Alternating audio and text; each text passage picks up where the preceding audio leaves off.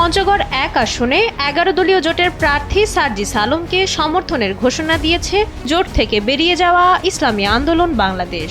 ১০ ফেব্রুয়ারি সন্ধ্যায় জেলা কমিটির পক্ষ থেকে বিষয়টি নিশ্চিত করা হয়।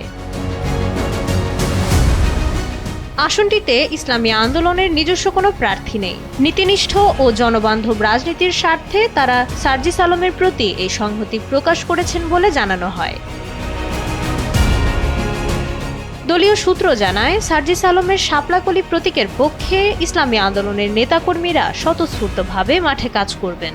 আনুষ্ঠানিক বৈঠকের পর থেকে দলটির বিভিন্ন স্তরের নেতাদের মধ্যে উৎসাহ দেখা গেছে। সমর্থনের ঘোষণার পরপরই সামাজিক যোগাযোগ মাধ্যমে সরব হয়েছেন ইসলামী আন্দোলনের নেতাকর্মীরা। ভোটের সমীকরণে ইসলামী আন্দোলনের এই সমর্থন সার্জিস আলমের অবস্থানে নতুন মাত্রা যোগ করবে বলে ধারণা করা হচ্ছে। মাইশা মালিহা, সময়ের আলো।